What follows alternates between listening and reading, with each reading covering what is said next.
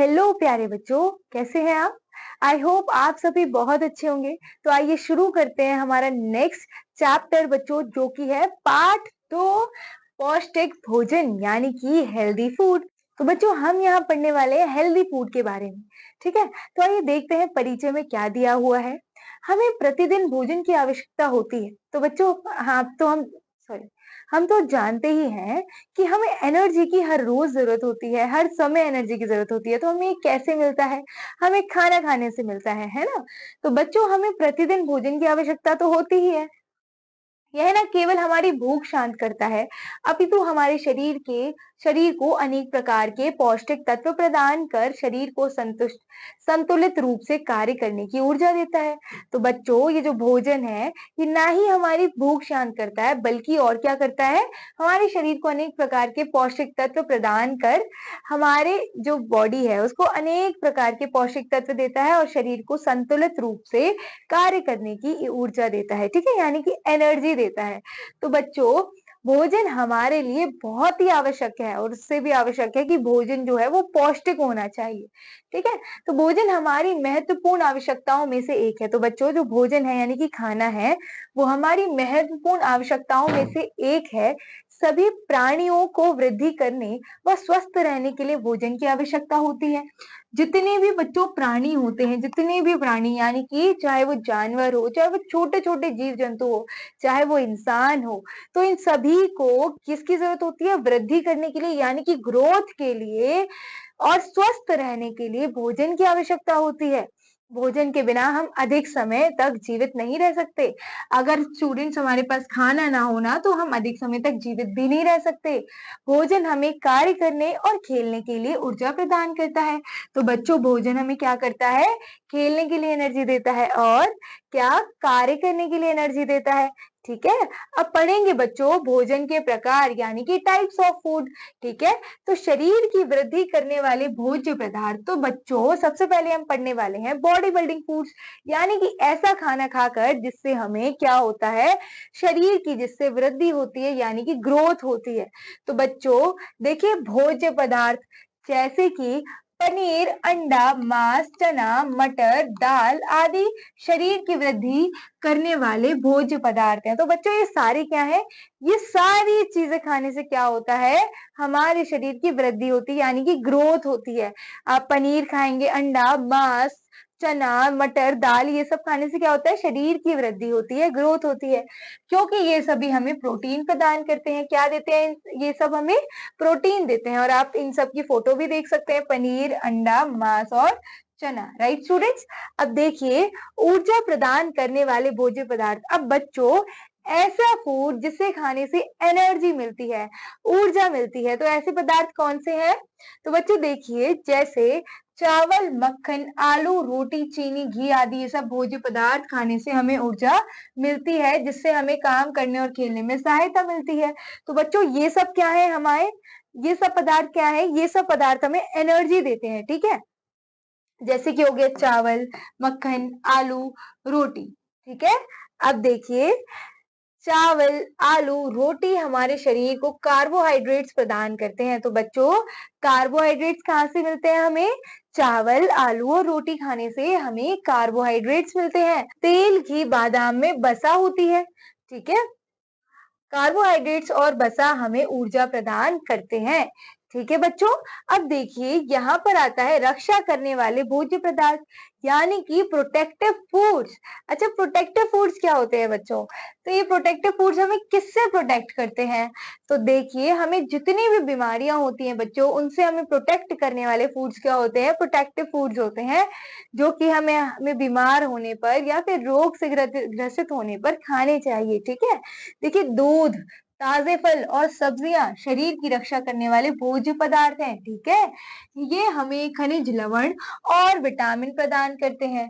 ठीक है, जो हमारे शरीर की रोगों से रक्षा करते हैं, जो हमारे शरीर की बीमारियों से रक्षा करते हैं। ठीक है बच्चों, तो ये सारी हो गए, ये सारे क्या है? फल, सब्जियां और दूध। ठीक है, फिर आता है बच्चों संतुलित आहार, यानी कि बैलेंस डाइट किसे कहते हैं बच्चों?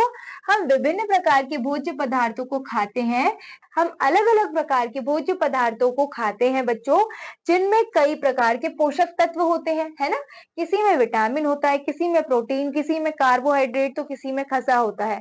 उसे संतुलित आहार कहते हैं। क्या कहते हैं उसे? संतुलित आहार कहते हैं, यानी कि बैलेंस डाइट कहते हैं। संतुलित आहार हमारे शरीर को सही प्रकार से कार्य करने में सहायता करता है और संतुलित आहार करने से हमारे शरीर को ताकत मिलती है, जिससे हम सही प्रकार से कार्य कर सकते हैं। ठीक है बच्चों, कुछ भोज्य पदार्थों को हम कच्चा खा सकते हैं। कुछ ऐसे भोज्य पदार्थ होते हैं बच्चों, जिन्हें हम कच्चा खा सकते हैं, जैसे कि ताजे फल और सब्जियां आदि।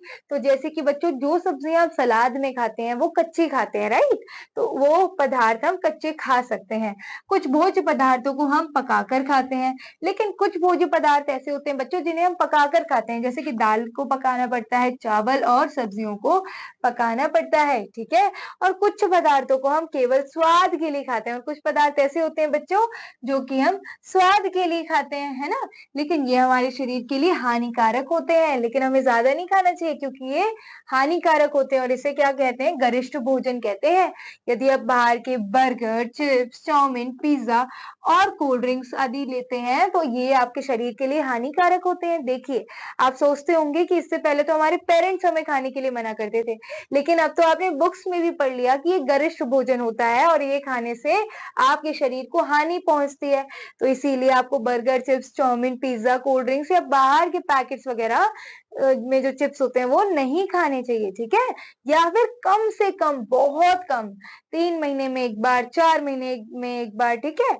या फिर 2 वीक्स में 1 बार ऐसे ही खाना है। तो देखिए बच्चों, एक बैलेंस थाली में क्या-क्या होता है, ये सारे के सारे पौष्टिक पदार्थ होते हैं। ठीक है बच्चों? अब देखिए, भोजन करते समय अच्छी आदतें, तो कुछ आदतें होती हैं बच्चों जिनको आप हमेशा फॉलो कर सकते हैं भोजन करते समय। तो गुड हैबिट्स व्हाइल ईटिंग, ठीक है? तो बच्चों देखिए, भोजन करते समय हम कुछ अच्छी आदतें अपनानी चाहिए हमें, जो निम्न प्रकार की हैं। तो बच्चों सबसे पहले भोजन से पहले और बाद में अपने हाथों को भली-भांति धो लेना। भोजन करने से पहले भी धोने चाहिए और भोजन के बाद भी धोने चाहिए, ठीक है बच्चों? हाथ, और सदैव ताज़ा और शुद्ध भोजन ही करना चाहिए, बासा भोजन नहीं करना चाहिए, ठीक है? और हमें भूखे से अधिक भोजन नहीं करना चाहिए, जितनी भूख लगी है उतना ही भोजन करना है, उससे ज़्यादा भोजन नहीं करना है वरना आपको प्रॉब्लम हो सकती है, ठीक है? हमें मुँह बंद करके और भोजन को अच्छी तरह चबाकर खाना चाहिए, कभी भी माउथ ओपन करके नहीं खाना चाहिए, ठीक है? हमेशा माउथ को बंद करके और चबाकर यानी च्यू करके खाना चाहिए, ठीक है बच्चों? और कभी भी बिना ढका भोजन नहीं खाना चाहिए। हमेशा अपने भोजन को कैसा रखना है बच्चों? ढक कर रखना है, ठीक है? कभी भी बिना ढका हुआ भोजन नहीं खाना चाहिए, ओके? ठीक है बच्चों, क्योंकि जो भोजन ढका हुआ नहीं होता उसमें कीटाणु पहुंच जाते हैं, ठीक है? और फिर वो कीटाणु आपके खाने से आपके स्टमक में चले जाते हैं और आपको बीमार कर सकते हैं, ठीक है? हमें एक दिन में 2 बार दूध अवश्य पीना चाहिए, एक बार मॉर्निंग में और दूसरी बार इवनिंग में जरूर दूध पीना चाहिए, ठीक है बच्चों? अब देखिए, आओ दोहराएं। इस पाठ में हमने जो पढ़ा है बच्चों उसे दोहराते हैं। तो सभी जीवधारियों की वृद्धि करने और स्वस्थ रहने के लिए भोजन की आवश्यकता होती है, ठीक है? कार्बोहाइड्रेट और वसा हमें ऊर्जा प्रदान करते हैं, ठीक है बच्चों? वसा यानी बच्चों फैट, ठीक है? कार्बोहाइड्रेट और फैट से हमें क्या मिलता है? क्या मिलता है? एनर्जी मिलती है, यानी कि ऊर्जा मिलती है। फिर बच्चों, दूध, ताजे फल और सब्जियां शरीर की रक्षा करने वाले भोज्य पदार्थ हैं, ठीक है? फिर संतुलित आहार हमारे शरीर को सही प्रकार से कार्य करने में सहायता करता है, यानी कि बैलेंस डाइट। हमें ताजा और शुद्ध भोजन ही करना चाहिए, बासा भोजन नहीं करना चाहिए। तो बच्चों, यहाँ हमारा ये पाठ समाप्त होता है। आशा है आपको इस पाठ में आए हर एक बिंदु का ज्ञान हो गया होगा, है ना बच्चों? आपको इसे दोबारा पढ़ना है और आगे की एक्सरसाइज कंप्लीट करनी है। हम मिलते हैं अगले चैप्टर में अगली वीडियो के साथ। तब तक बच्चों, take care of yourself, all the best, keep learning, okay? Thank you.